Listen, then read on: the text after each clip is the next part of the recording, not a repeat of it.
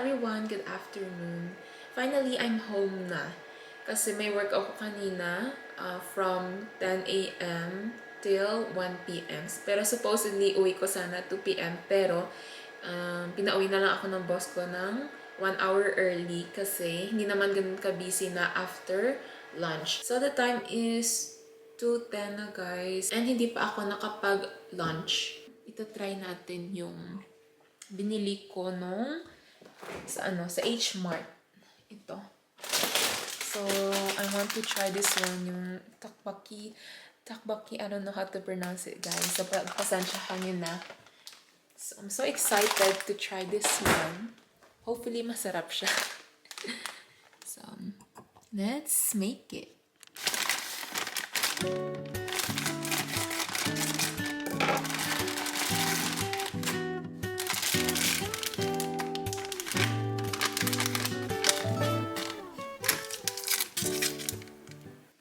Anyway, hindi ko ito lulutuin lahat. And it comes with, tingnan nyo, 2-pack na siya. So, bali isa lang yung aking gagamitin. One of this and one of this also. And maybe, hahatiin ko din yung noodles.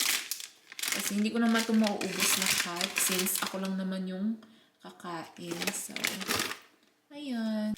So, first, kailangan ko mag-boil ng 400 ml of water. So, mag-boil muna tayo ng water. And I have 200 ml of water since kalahati lang naman yung lulutuin ko.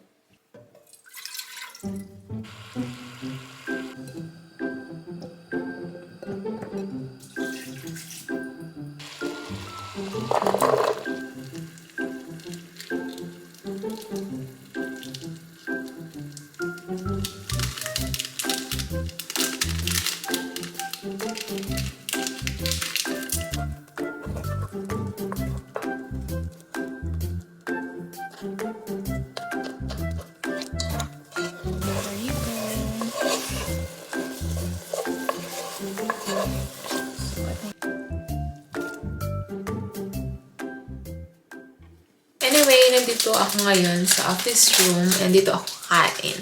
So, ito yung aking lunch. Tapos si Sam is having an ice cream right now. Lunch namin. Is that correct? Lunch namin?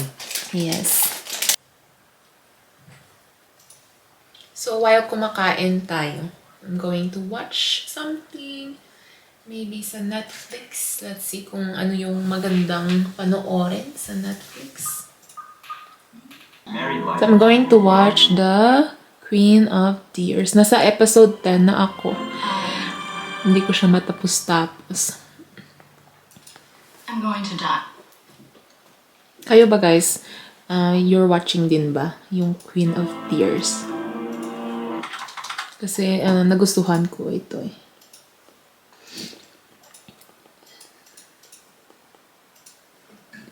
So, rewind ko lang guys kasi hindi ko pa ito napanood. Itong scene na to dito. Yeah, sa part na to. So, ayan. 범죄는 아침 일찍 일이 있다고 서울에 났습니다. Nagbe-blurry. Bango. I'm so excited.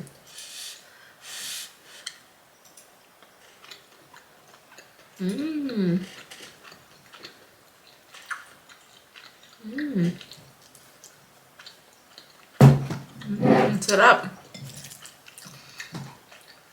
Pero kaunti lang yung sauce. Wala na nga yung sauce eh. Tingnan nyo, dry na siya. Na-overcook yata. But still, masarap pa rin. I like it. Tapos ito yung maliit na fish cake. Maliit lang siya.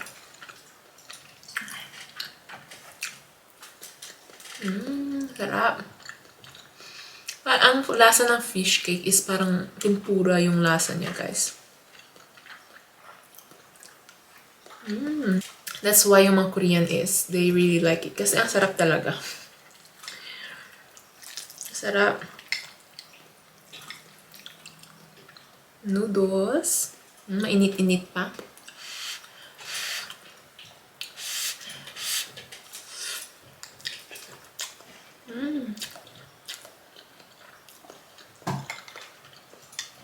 I love it.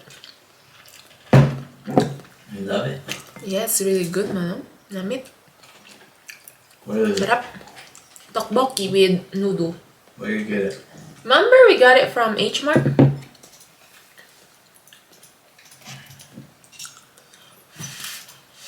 Namit.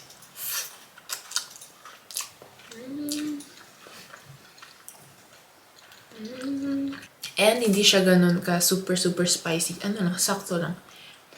And if you're a spicy food lover, perfect lang talaga siya. So ayan, dito na kami guys. Rain, go away. Rain. Tell me why. Na. So ayan, dito guys. Lock the door.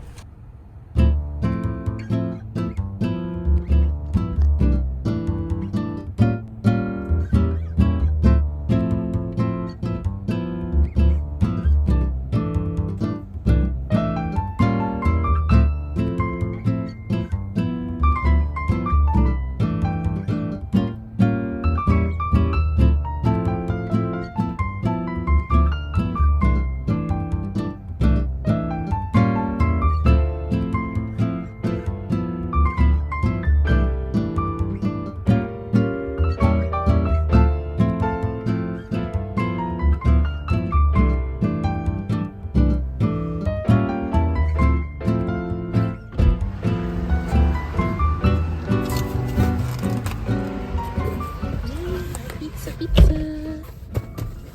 Oops. I got Pepsi. You want a Pepsi or Mountain Dew? It's okay, pizza is good. I mean, Pepsi is good. Look Good. We got pizza, and then breadsticks, and then cinnamon sticks. Yums. So, kanina guys, nung nasa car pa lang kami is dalawang slice na ng pizza yung nakain ko. So, and medyo busog na nga ako pero ito, I'm going to eat cinnamon sticks. Buksan ko lang yung icing. Nanonood pala si Sam ng balita. Do you think by your assessment that a retaliatory strike would include a direct strike in Israeli homeland? I do think that's possible. I think we could also see strikes against U.S. forces in Iraq and Syria. I think you could see Iranian-backed strikes against softer targets around the world, against civilians, against Israeli embassies or consulates. And I think Israel, out of due diligence, has to be prepared for all of that.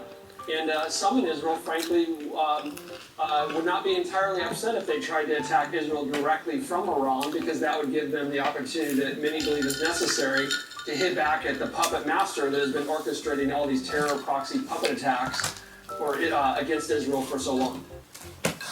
Well, yeah, so let's elaborate a little bit on that. Let's talk about these proxies, right? So do you think that if and when this retaliatory strike were to happen, that Iran would be more likely to use some of its proxy groups like Hezbollah or even Shia militants, or do you think that you might actually see the Revolutionary Guard? And some also ordered Pepsi. 2 liters, right? Yeah, 2 liters of Pepsi. And si Sam, favorite niya talaga yung breadsticks, guys. Ayan.